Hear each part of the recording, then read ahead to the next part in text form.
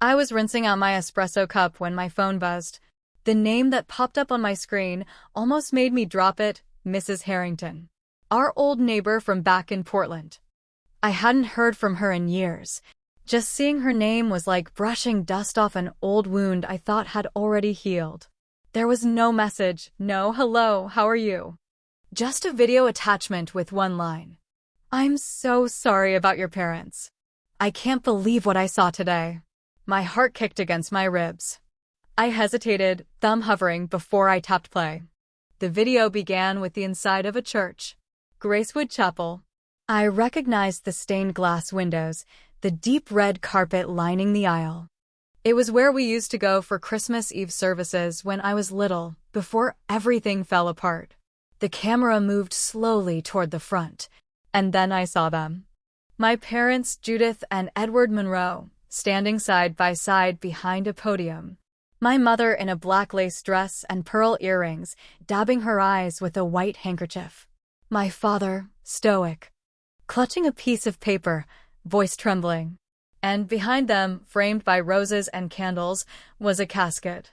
And next to the casket was my photograph. I froze.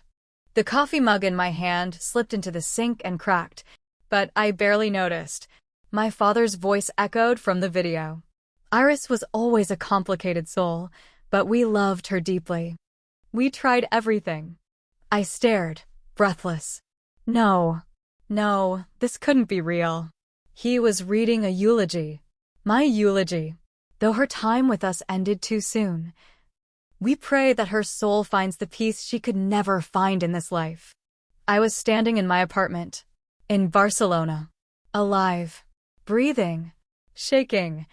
I scrubbed backward through the timeline and played it again. Same words.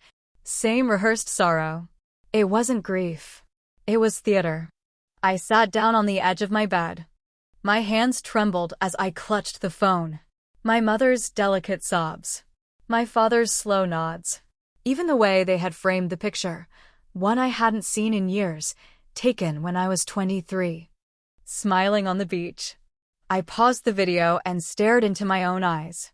Framed. Frozen. Memorialized. This wasn't some misunderstanding. They weren't confused. They were sure. They had buried me. I hit play again, needing desperate to see if anyone else was there.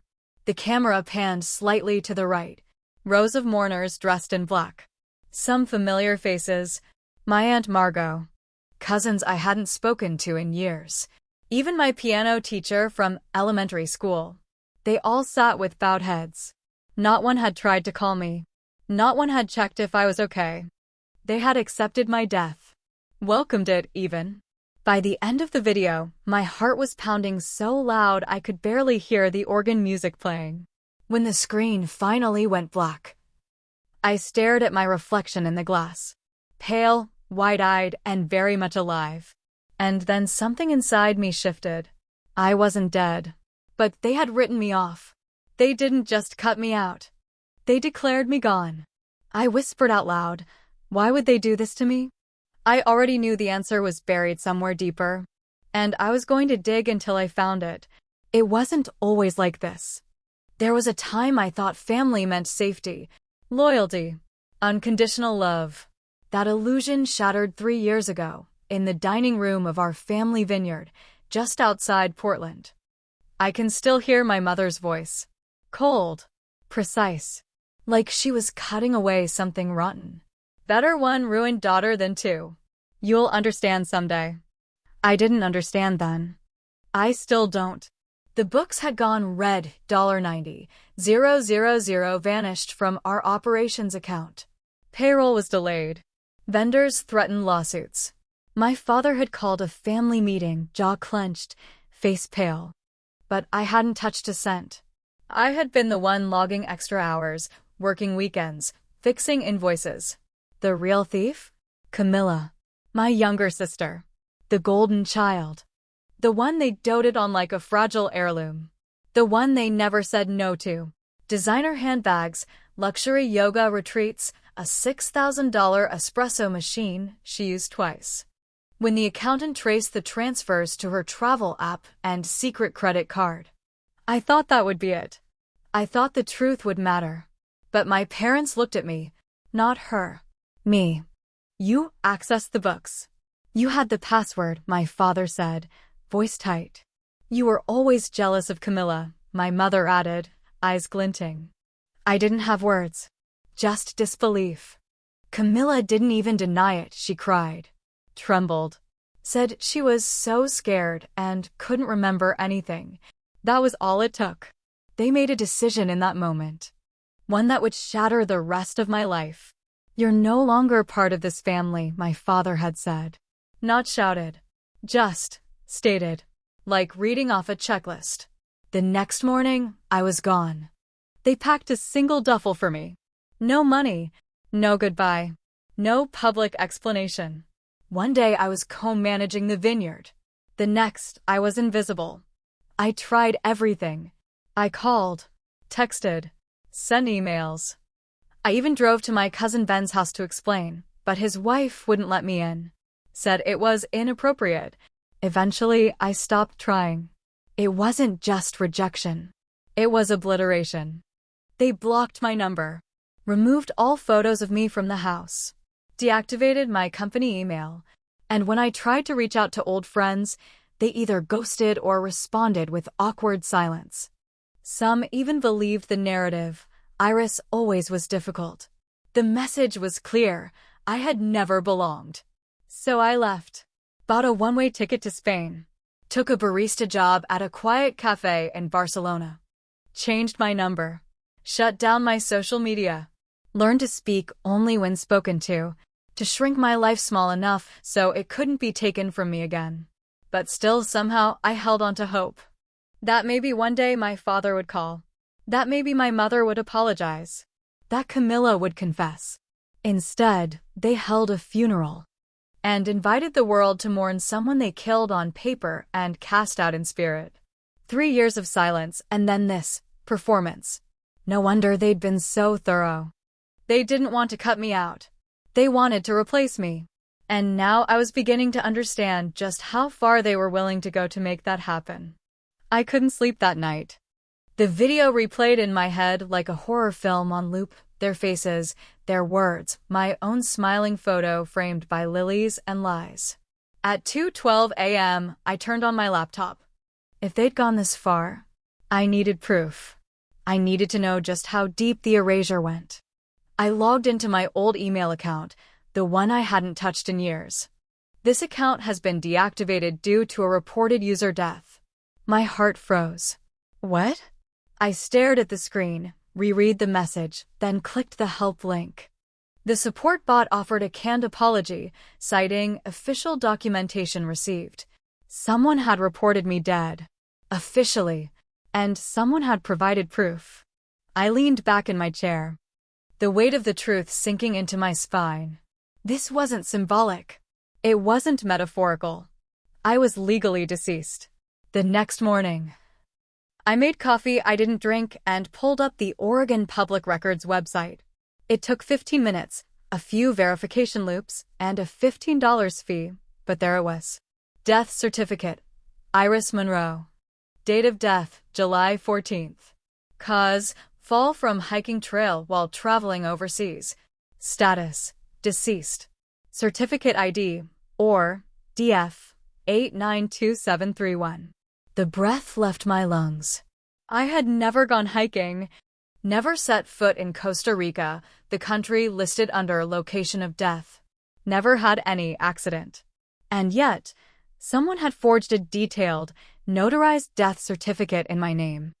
I printed it, then pulled out my passport, flipping through the stamps from the last 3 years. Spain, Italy, France, the UK, a normal life, quietly lived. Nothing about it said missing, let alone dead. I gathered my lease agreements, my work contracts, my tax filings.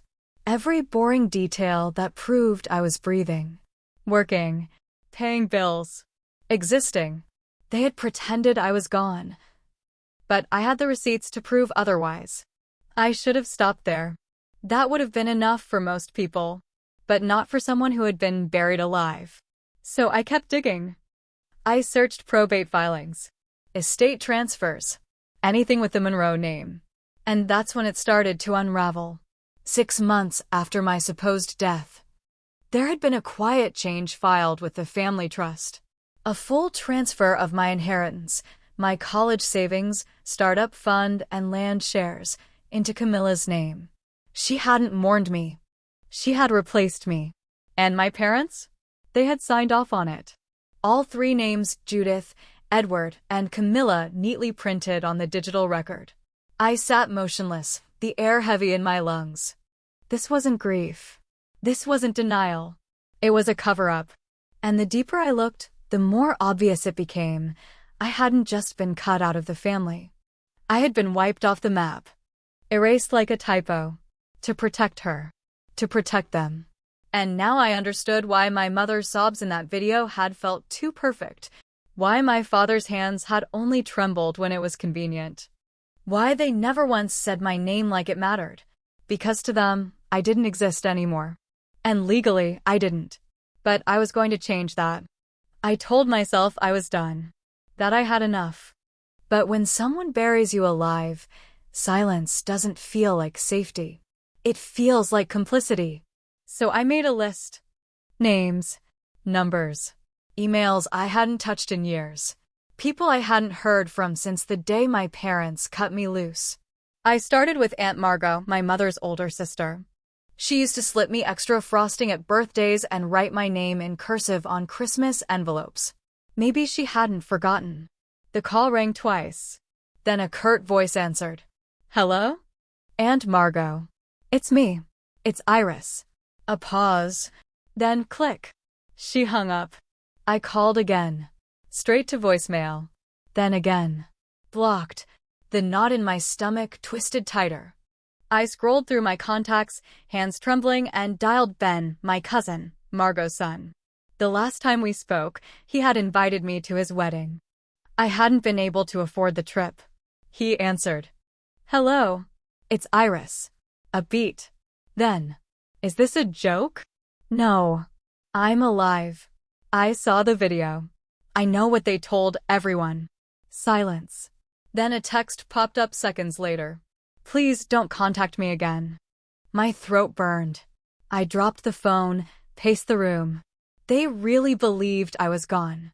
Or worse, wanted me to stay that way. One last try. I scrolled to the bottom of my contacts and found Evan, the youngest cousin. He was 16 now. We used to build Lego castles together during family cookouts while the adults talked in hushed voices about business and image and appearances. I texted him. Evan. It's Iris.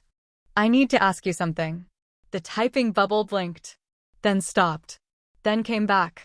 Finally, a reply. Is this really you? Yes. I'm alive. What did they tell everyone? This time, the bubble didn't stop. They said you died in a hiking accident in Costa Rica. That there was no body. That you were cremated abroad. I sat down, dizzy. A lie wrapped in convenience. Did anyone ever question it? A pause. Then. Some people did. But your parents were really convincing. They even held a memorial at the vineyard. A new message popped up. A link. To Camilla's Instagram. I hadn't seen her face in over 3 years. I clicked. It was public. And it was all there. Rows of champagne towers. A designer wedding dress. A caption beneath a video of the vows. Forever starts here. Surrounded by family, love, and the ones who matter most. I zoomed in on a group photo. My Aunt Margot. Ben. Uncle Theo. Even the vineyard manager. Everyone, except me. But in one picture, I saw it. A moment captured mid-toast, Camilla's new husband raising his glass, smiling. And next to him, my father. Holding his own glass. Grinning. The caption read, to the one daughter who always made us proud. My blood ran cold. That was it. That was the moment I knew. They hadn't just buried me. They had rewritten the entire story. But the best part about a story? If the main character walks back in, everyone has to listen. I didn't sleep that night either. Instead, I sat in the blue glow of my laptop, digging like a woman possessed. The deeper I went, the uglier it got. I pulled up the Oregon Business Registry and searched Monroe Estate Vineyards, the family business I had helped run since I was 22. My name used to be listed as Operations Director. Now it was gone. In its place, right below my father's and Camilla's names, was a new title, Beneficiary Trust, CM Monroe. I clicked deeper into the documents. The transfer of assets had happened 6 months after my death. The trust fund my grandparents had left me, the one meant for grad school or my own vineyard someday, was completely liquidated. It hadn't disappeared. It had been rewired into Camilla's life. Used to finance her wedding, her new home, her brand collaborations, the designer dress, the imported champagne. She hadn't mourned me. She had monetized me. And my parents? They signed off on every form. Their digital signatures stared back at me from notarized documents as if they weren't burying a daughter, they were filing taxes. I wanted to scream, break something, drive back to Portland that night, and kick the chapel doors down with my bare hands. But I didn't. I gathered every document I could find, screenshots, contracts, financial statements, passport records, lease agreements, health insurance bills. I wanted a paper trail so undeniable it could slice through every lie like a scalpel. When I had nearly 2 inches of documentation, I slipped them into a leather folder, zipped it closed, and stared at it for a long time. Then I opened my browser and searched. Barcelona fraud lawyer, English speaking. That's how I found Alan Fisk. Young, sharp-suited, probably too ambitious for his own good. He didn't blink twice when I slid the death certificate across the table. He read in silence for a long time, then looked at me like I'd just crawled out of a grave. "Miss Monroe," he said carefully. "You're challenging your own death?" I nodded. "Not just that. I want to expose the people who made it happen." He leaned back, rubbing his chin. "Well, it's not unprecedented, but complicated." "Very." He flipped through the stack of documents, eyes widening as he skimmed the signatures. "This is fraud. Possibly identity theft. Definitely misuse of estate law. You might even have a civil suit here." "I'm not looking for money," I said. "I'm looking for truth." He nodded. "Still, you'll need a motion to revoke the death certificate. That takes time. Probably a court appearance in Oregon." "I don't have time," I interrupted. His brow furrowed. "Why?" I pulled out my phone, swiped to the last message I'd received the night before from an unknown number. No name, no greeting, just one line.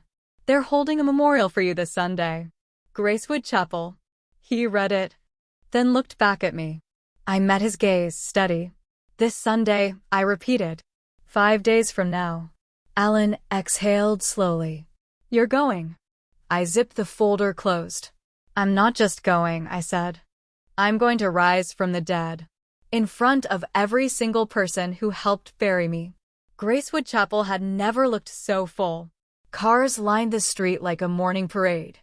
People in black clutched tissues and hugged at the entrance, whispering as if their grief made them holy. I stood across the street in a long black coat, sunglasses hiding the fire in my eyes. The sky was overcast, but light pushed through the clouds like it had been waiting for me. Fitting, I thought. Even heaven wanted a front row seat. I waited, watched. Let them all file inside, my old piano teacher, the vineyard's senior partners, cousins who hadn't returned my messages, and of course, Camilla. She emerged from the passenger seat of a sleek black car, her pearl earrings swaying, face tilted in a studied expression of fragile grief. She looked beautiful, like a woman who'd never been caught. I followed last, staying hidden in the trees until the doors creaked closed. Then I waited for my cue. Inside, the ceremony had begun. Organ music filled the stained glass space with something soft and sad. Candles flickered along the aisle. And at the front, right where I'd seen it in the video, stood my photo, surrounded by white lilies. I had been framed, literally. My father stepped up to the pulpit. voice trembling, hands folded. Iris was always different, emotional, lost in her own world. But she was ours. And though she drifted far, we never stopped loving her. Lies.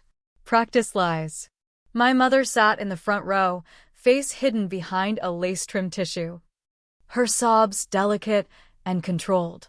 Camilla sat beside her, clutching a single white rose like she might dissolve if she let go. We lost her too soon, my father continued. And though we don't understand why fate took her from us, we pray her soul finds the peace she could never find in this life. The priest stepped forward. Let us now rise for a moment of silence in memory of Iris Monroe. The entire chapel stood, heads bowed, eyes closed, palms clasped in solemn prayer. That was my moment. I pushed open the heavy doors. The hinges groaned like a warning bell. A burst of cold air swept through the chapel, catching skirts and veils, extinguishing 2 candles at the altar. Gasps rippled through the room. Heels clicking against the marble, I walked slowly, deliberately down the aisle. Click, click, click. Each step echoed like a gavel. A child in the pew whispered, "Mom, is that her?" My sunglasses came off. Dozens of eyes snapped open. My mother turned. Her tissue slipped from her fingers. Her lips moved, forming my name. And then she crumpled. A perfect faint. My father's wine glass shattered against the hardwood floor. He backed into the pulpit, mouth slack. Camilla's rose dropped to the carpet. She didn't move. Didn't blink. Her face drained of color as if she'd seen a ghost. Maybe she had. The priest stammered something, but I didn't hear it. All I could hear was the sound of silence being shattered. By me. By the truth. By the woman they had tried to bury. And now I was here. Very much alive. I reached the front of the chapel and turned. 100 eyes stared back at me, some wide with horror. Others frozen in confusion. Not one person moved. No one breathed. Even the priest had stepped back, as if afraid I might be a ghost with unfinished business. Good. Let them think that. Let them wonder what rises when truth is buried. I stood beneath my own portrait. The same one they'd used to declare me dead. To grieve me. To erase me. Then I faced the crowd. I cleared my throat once. My name is Iris Monroe, I said calmly. And I'm not dead. A ripple broke through the room like thunder. Gasps. Murmurs. A woman dropped her prayer book. Someone whispered, "Oh my God."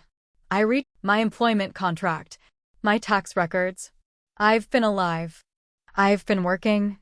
I've been surviving. I stepped forward. The only thing I lost was them. I turned toward my parents. My mother sat trembling, lips parted but no sound coming out. My father, stone-faced, gripped the pew like it was the only thing anchoring him. "You didn't lose a daughter," I said. "You threw her away. And then you forged a death certificate to finish the job." More gasps. I held up the printed copy of my own legal death. The certificate ID. The fake details. I never went to Costa Rica. Never fell off a cliff. Never died. I looked at Camilla. She had risen to her feet now, clutching the edge of the pew. Her knuckles were white. The pearls around her neck trembled. "You stole everything," I said to her directly. "My trust, my future, my name. You married a man using my inheritance and toasted it with the father who signed off on my funeral." Camilla opened her mouth. "No," I snapped. "You don't get to speak. You've already told your version. Now it's my turn." A phone lifted in the back. A red recording light blinked. Good. Let the world see. Let this be the true eulogy. "You told everyone I died," I said. "And no one called. No one checked. Because that's what you wanted. For me to vanish quietly. So you could keep your image, your lies, your perfect little world." I scanned the crowd, faces pale, stunned. Even the priest stood silent, eyes wide. I'm here to say, I lived. And I remember everything. Another phone came up. Then another. One woman started crying. I turned back to my parents. You pretended to love me in death when you couldn't even love me in life. Then I faced the chapel one last time. I don't want your forgiveness. I don't need your pity. I came to correct the story. I stepped back. They buried me in lies, I said softly. But the truth doesn't stay buried forever. I looked down at the photo, the smiling, innocent version of me they'd tried to freeze in time, and whispered, "Goodbye." Then I walked out, heels echoing, the silence behind me thick with everything they couldn't say. And as I pushed open the doors into the cold morning air, the church bells began to ring. Loud, clear, final. But this time not for me. The next morning, I walked into Alan Fisk's office with the kind of silence that comes after a storm. He didn't say anything at first, just looked at me over the rim of his coffee cup, eyes wide. "I assume it went loud?" he asked. I dropped the folder onto his desk. It went public. Inside were fresh screenshots, videos already uploaded to social media, comments flooding in, "She's alive? The sister faked it. Whole family's going down." Alan flipped through the pages. "So, now we make it official." And we did. The legal wheels turned quickly once the lie was exposed. Within 48 hours, Alan had filed a formal motion to revoke my death certificate with the Oregon Vital Records Department, submitting over a dozen documents proving my identity, travel, work history, and survival. The clerk on the other end of the video call nearly dropped her headset when she saw my face. 2 days later, I received the call. "It's official," Alan said. "You're no longer legally dead." I laughed. A strange sound like something I hadn't used in years, finding its way back to the surface. Then came the next steps. An investigation opened into fraud, identity falsification, misuse of estate law, and possibly even conspiracy. The estate transfers to Camilla were frozen pending review. The Vineyard's legal counsel reached out the day after the video went viral. "We'd like to avoid litigation," they said. "Perhaps a settlement." But I wasn't here for hush money. I wanted the truth to echo longer than their lies ever could. I signed the last of the court paperwork in silence, then watched as the forged death certificate, once the weapon that erased me, was torn clean in two. One half for the file, one half for me. I folded it into a box and locked it away, not because I needed it, but because it would never have that kind of power again. Later that night, I walked along the Barcelona coast, bare feet sinking into the cool sand. The air was clean, salted with possibility. Alive. Truly, fully, finally alive. My phone buzzed. A message from Evan, my cousin. "I saw the video. I'm proud of you." I smiled, heart aching a little. Not all ghosts are meant to stay buried. Sometimes, you have to let yourself be buried in their world to be reborn in your own. They wrote my ending, but I reclaimed the pen. And this time, I'm not coming back for forgiveness. I'm coming back for freedom. If you were Iris, standing at your own memorial, staring into the faces of those who betrayed you, what would you say first? Would you expose the truth? Walk away in silence? Or make them feel the weight of what they did? Speed Balloon, tell us in the comments. What was the most powerful moment in this story for you? Was it when Iris walked through those church doors? Or when she stood beneath her own portrait and reclaimed her voice? We want to hear your favorite scene and how you would have handled that final reckoning.